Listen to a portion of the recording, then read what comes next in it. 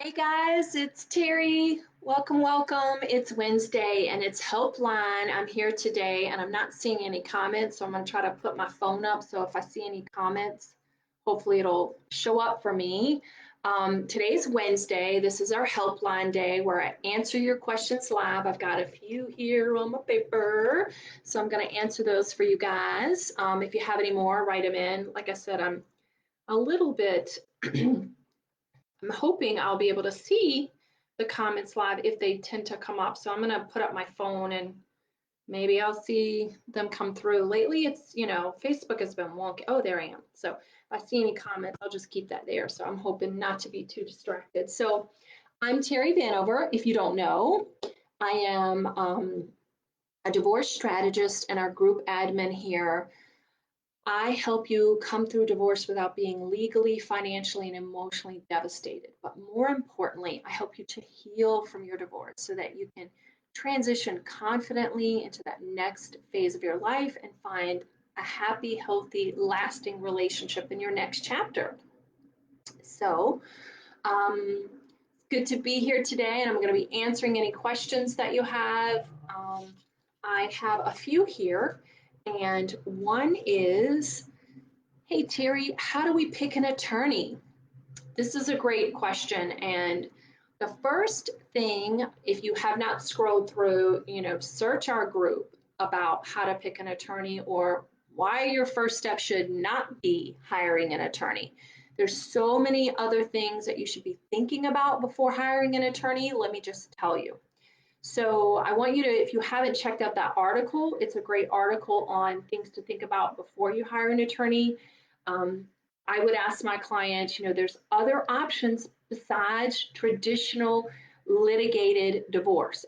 Traditional litigated divorce is the most expensive way to get a divorce. So if you can use alternative methods, that's always the best. And there's some other things that you can be doing prior to hiring an attorney that I can tell you what to do that are going to save you time and money and heartache down the road, that you don't need an attorney paying $350, $500 an hour to tell you, that I can tell you. So there's lots of things that you need to think about before hiring an attorney. And one of the things is also making sure that you consult many, many, many attorneys. Um, it's, and someone had posted in there, I got an attorney that everyone hates. I have a different viewpoint on that. I'll be honest with you. And there's some reasons why I think not getting a bulldog attorney and not getting an attorney that everyone hates will benefit you. And my clients would agree. So there's some things to think about. So, we talk about how to pick the right attorney. I give the questions to ask your attorneys, what to look for in an attorney, how to know if an attorney is the right one for you. We talk about that in our program, Men Healing from Divorce. So if you want to talk about that program, please reach out to me at the end of this, and I can give you all kinds of things that we're going to be covering in the group program. But definitely, how to pick the right attorney is going to be on our list of things to look for. And there's some key things that you want to be thinking about. It's not necessarily hiring the most hated bulldog attorney in your county. And I'm going to tell you why in our group program. So, okay, some other questions that came up. All right. What to do if living with your ex? Yeah, so look, I would say the majority of my clients were living with their ex when especially with the pandemic, most people couldn't afford to leave or the courts shut down and people couldn't sell their house, blah, blah, blah, blah. So the vast majority of my clients were living with their exes during this time. So the key is to look within and identify the triggers, right? Triggers of what it is that your ex is doing that's causing you so much stress. I think so. I give my clients, we develop a self-care plan. We put into place certain resources and certain tools that they can use to help them through this difficult time if they're living with their ex. And one of those is learning how to identify triggers. And one of those is identifying your own triggers, but also identifying your ex's triggers so that you know not to set them off or why they're set off, giving you some insight into that so that living with them is easier. And also developing a plan post divorce or coming up with some ways to get out of the house faster, how to get through your divorce quicker. You know, because it is not in your attorney's best interest to get through your divorce faster. So remember that. That's another thing about hiring an attorney. It's not in their best interest to move this along for you to negotiate with your ex, right? It is not in their interest. That takes money out of their pocket. So there's definitely some things that if you want some more resources, if you want to know how to handle living with an ex, or even if you're not living with an ex, how to co-parent, right? You got kids together. This person is going to be in your life for years and years and years. So there's some things that you can do that can set up a better co-parenting relationship now. And so we address that, and I teach all those skills in our program, in our Men Healing from Divorce program, which is coming up in a few weeks. So I'd love to talk to you about that. And if you are wanting more skills and resources and tools in your toolkit, right, to deal with a high conflict ex, that's what we're going to be covering. Okay, so this was an interesting question. I'm not exactly sure of the context, but a girlfriend saw his ex's picture in his wallet. So I'm not sure of the whole context. So let me give you, you know what? I'm going to take off my coach's hat. I'll just take that off and I'll just put on my dating woman hat. Okay. And okay, so totally honest, right? You want my honest opinion as a woman. And if I were dating a guy and he had a picture of his ex-wife in his wallet, and you say that, I don't know, I gather from this you were dating this woman for a year, you've been separated from a year for a year. So to me, I don't know. I would see that as a woman, I would see that as a red flag that maybe this guy's not over his ex-wife if he's got, her picture in his wallet. Maybe you had a picture with her and the kids, but if you've been separated a year, I would have expected by now that you have a picture of just the kids that you would keep in your wallet. So for me personally, I don't know, maybe a lot of women would disagree. I don't think so. I don't know that I would go off and be like crazy about it, but it would definitely make me think and make me go, what's going on that this guy still has a picture of his ex-wife in his wallet. So I'll be honest, it would raise some red flags for me, and I would definitely question you about it for sure. So, so let's see. So I'll put my coach hat back on. But that was like my woman dating woman answer for you. So I don't know if that's what you want. If it's like a trigger for her and she went bananas, then that's also a red flag for you that she can't have a conversation about something that bothers her or that she's that jealous or that insecure. That could be also a red. So, oh, my coach hat went back on. So that could be a red flag for you that maybe this woman, you want a secure, confident woman, not someone who's going to set off all the time, that can talk to you rationally about things, right? That has a healthy sense of who she is, that isn't threatened. So that might be a red flag for you too as well. All right, so what do we do with someone who refuses to negotiate? Okay, so I work with men all the time that have high conflict exes. This is not uncommon.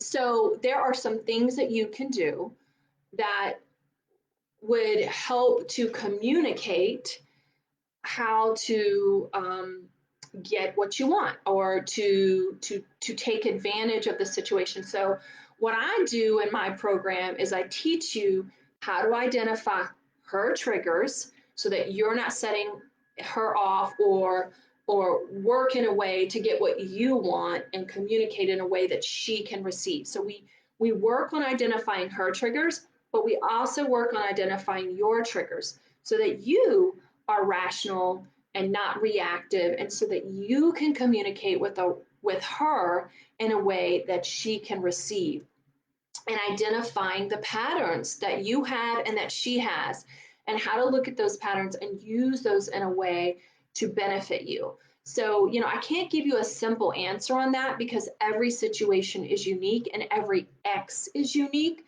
But I work with my clients in my men healing from divorce group program, and that's one of the things that we do.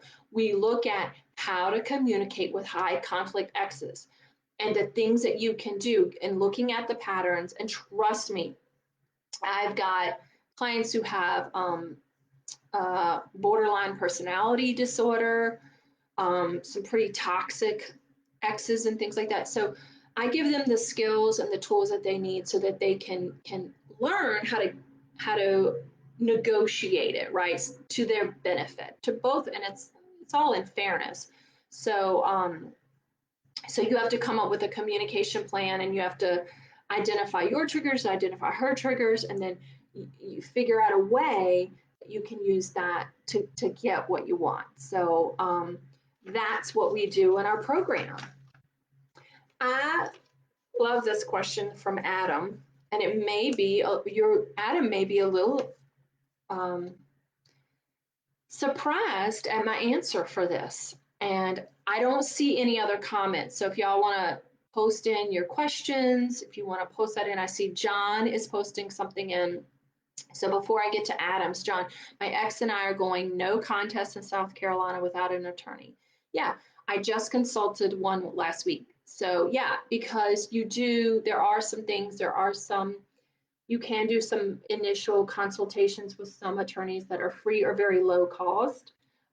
Definitely take advantage of those. Okay, so if you have any questions or you have anything you want to post, please post those in now. I do see them coming up, so that's good. I wasn't sure if I saw them. Okay, so Adam asked, should you be friends on social media or even friends with like family members and stuff? Okay, so for those of y'all that don't know, I went through a horrible divorce. It was 2.5 years, two failed attorneys, two failed mediations. Every mistake that you could make, I made. Okay. Didn't communicate well. I was a basket case, mentally, physically. Oh my God, it was just a horrible divorce. And on top of that, I lost my mom. I was hit by a van and had to have two surgeries. I became homeless because I lost my home because of the financial decisions I was making because I was not in a really good emotional place. Didn't know that I should consult people like divorce strategists and mortgage lenders and other divorce professionals. Had no idea that those people even existed. And yet here I am doing it. So I can honestly say that my divorce and that like year, right after that separation was horrible. I mean, just horrible. Low depression. Like, I mean, it just everything that could go wrong went wrong. And so when I say I understand how divorce is devastating to your life, I really do understand, y'all. I really do. And so when I came out of it, I decided I wanted to help other people come through this and not make the mistakes that I made, not make all the financial mistakes I made that cost me tens of thousands of dollars, that cost me my home. That didn't just cost me tens of thousands of dollars. I cost, that my fucking credit was ruined. All those mistakes. I almost lost my job because of it. And so I wanted to help people avoid those mistakes. And now I give people the tools to help. So it's not just helping you navigate your divorce, it's helping you manage the stress because you're making decisions that are going to be affecting you for the rest of your freaking life. And when you're making these decisions, it's going to affect you, right? And you're in an emotional, mental, horrible place. You're going to be making terrible decisions like me. So I give my clients the tools that are going to help them think from their future self, that are going to set them up to not just survive their divorce, but to thrive after their divorce. And listen, not only that, what my clients say about me is that, like, man, Not only are you helping me through this divorce, but I'm a better person coming out of it than I went in with my marriage. Because my goal for you is to avoid the 70% divorce rate in second marriages. I'm actually very passionate about that more so than, I mean, not just helping you through your divorce, but I don't want you to go through another divorce, you know? So, most, my clients go, oh my God, I'm even better now than I was when I went into the marriage because we heal all that stuff that got you into a bad relationship or got you into a divorce to begin with. So I know what it takes to get through this time. I really do understand. So here's the thing. Like I said, and if you haven't read my posts, my ex and I fucking hated each other. Like he hated me. I was not his biggest fan. Um, so what we learned though, coming out of it, and I believe because I did the healing and I really worked on myself and I showed up differently in my relationship with him, with my relationship with everyone, with my now husband, because I did the work, I think it allowed him to do, to allow me to forgive me and to move on, really honestly. And so we went from hating each other and so now we we spend time together right now, especially during the pandemic. We don't have anyone else because it's just the kids and then my ex and his wife and my husband and I. So the four of us are this like foursome that's the new puppy, y'all. Driving me crazy. We're a foursome, right? Dee is one of my best friends. My ex and husband get along fantastically. We do things together. Um, so that I gave you that background information. I gave you that background information because I wanted you to know that. And so Adam is going to be surprised at this. Adam, I'm not friends with Ben on social media. I'm not friends with any of our old friends except for one woman. I think has put the past behind us or whatever, or his family or anything like that. And in fact, I've only like just recently, Dee um, has just recently, we become friends on Instagram, but I don't know shit about Instagram, so I don't really do much there. But so very little social media. So that may surprise you, but I do think like it helps with the healthy boundaries. Like I don't really want to know what Ben is doing. I know he goes to a lot of concert and I might actually be a little hurt if he's still seeing some of our old friends or whatever, or to see his family. It might be a little hurtful or whatever. I like the fact that we have our boundaries. Although I think he has friend requested me and I'm like declined or whatever. I don't think it would be the end of the world, but y'all got to know like we are years after our divorce and we've done a lot of healing to the point where we're at each other's houses playing games together and we sit together at baseball and we're palling around and blah blah blah. And my daughter, who's not his kid, is they're gonna, if something ever happened to me, he would get her and all that stuff. So we have a very, very close relationship, I think more so than most divorces. And even we're not friends on social media, but wouldn't be the end of the world if we were. But I definitely think if you are divorcing, I think you shouldn't do it just because I think it's social media is can be very, very unhealthy just in general. And you need those boundaries. I think it's healthier if you disengage from friends and family and divorce, the exes and stuff like that. So how do you get over your ex cheating on you? Yes. And trusting again. So, Ryan, we have done a ton of workshops on this. I hope you'll be on my workshop this week, right? Or, come and talk to me about our group program because that's definitely what we're going to be talking about is healing from betrayal trauma. And this is not simple. Betrayal trauma is like one of the worst, most devastating things you can go through.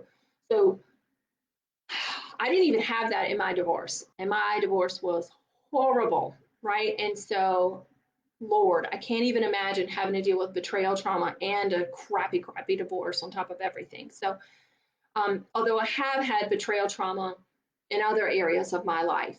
So I do know and understand how difficult it is. So to trust again, there's some things that you've got to do. You've got to heal yourself. You have got to do the forgiveness work. And you've got to learn that your insecurities, like you worrying about your next girlfriend or wife cheating on, it's about you. It's not about her. And if you carry that insecurity around, Ryan, you're just going to drive those women away. You're going to drive any healthy woman away. Trust me, I would not be dating some jealous, insecure guy who's going to be accusing me of cheating. Hell no, I'm out. Like, I ain't got time for that. And any healthy woman is not going to put up with that. So you have to work on that yourself, right? Again, we're going to be addressing that specifically. I'm going to be giving you the exact tools and exact specific strategies on forgiveness, on learning how to trust again, on how to go within identifying your triggers and identifying your insecurities and healing them and transforming them permanently.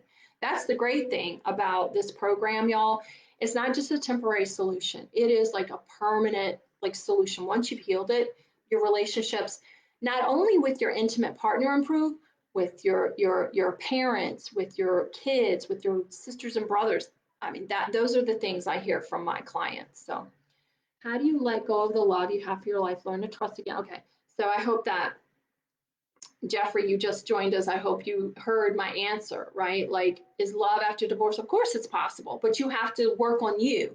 It's not going to be possible if you have these walls up and you're insecure and you're jealous or you're standoffish. Like, you have to, yeah. So, like I said, we're going to be, the key to that is identifying your own insecurities and getting to the root of that and healing that permanently because it didn't just start with your wife. Sorry, I'm gonna bust your bubble there. You think it's your wife, but it didn't. It started long before that. Um, and we heal that on a permanent basis so that you know how to trust, you know how to put up healthy boundaries so that you're not attracting partners who are going to break your heart, who are going to cheat on you, who are going to lie or deceive you. So there are some specific strategies and tools that I give you in our program, right? There's going to be a curriculum and things that we're going to be doing and specific exercises and specific activities that we're going to do every week where you're going to heal this. You're going to learn how to trust again. You're going to learn how to feel good about yourself again. You're going to learn how to not be insecure and confident and feel strong again so that you can choose a woman who is healthy and happy too. You do not want to be drawing back in these drama queens, insecure drama queens. You don't want that. And so that's the thing, like I said earlier in the video, y'all, that's really where my passion is breaking the cycle because once you've had one divorce, the chance of you having another divorce is now 70%, y'all, if you have kids. Because trust me, I'm a stepmom and I love my husband with all my heart. Oh my God, I do. But being a stepmom and my ex is a great ex. Like we get along, yay, we're his ex. Oh my God, no. High conflict, right? Actually, she's not high conflict. She's like the opposite with like passive aggressive, which is kind of worse. So it'd just be better if she was just honest and would tell the truth and not lie to our faces and then go behind our back and totally do something totally different. So, um, so I get why the second marriage rate is 70% because you're adding on exes and high conflict exes and stepkids and da da da. And ask the men in this group. Many of them have been divorced multiple times. Many of my clients come to me. Oh my God! Now that I think about, I should do. Now that I think about the majority of my clients, my male clients have been married multiple times. Men, y'all have got to understand you can't fix this on your own. You cannot fix this on your own. You've got to look within. You've got to get the help and the support that you need to fix this. I didn't even realize I mean I kind of had like I think it's fewer men that only have one divorce. I think it's more men that have multiple. And that's because they finally kind of woke up and go, oh my God, the common denominator here is me. I've got to fix this. I don't want you to be one of those statistics. invest in yourself and fix it now. Learn how to put up those healthy boundaries. Learn how to trust again, trust the right person. Learn how to attract the right woman to you. Learn how to heal those insecurities and heal those that broken little boy in you, so that the woman who so that you can bring your whole self to the relationship, so that you don't feel like you're going with partners for the wrong reasons, because that's why we repeat our mistakes, because we're looking for a partner to fix something within us. You cannot fix internal problems with an external solution. You have to fix it yourself. So, all right. So, thank y'all for the questions today. A lot on cheating and yeah. So, again, if you, again, I look forward to talk. Reach out to me. Just send me a PM, and we can talk about the group healing program. Otherwise, I will see you tomorrow. We're going to have our workshop on healing from a toxic relationship so you don't repeat it again. Because that's the thing. I don't want you to repeat it again, like so many men who think, oh, I can fix this on my own. You can't. You just can't. So, all right, y'all. So, you know, private message me if you want to chat and talk about this and talk about my program that's coming up in August. Otherwise, I'll see you tomorrow at our workshop tomorrow. And again, it's live, so you can ask questions. You can ask me questions right there. I try to address your topics right then and there on our workshop. We have more time. Okay. All right, fellas. Have a great week. I look forward to seeing you later on this week. I'll talk to you soon. All right. Bye.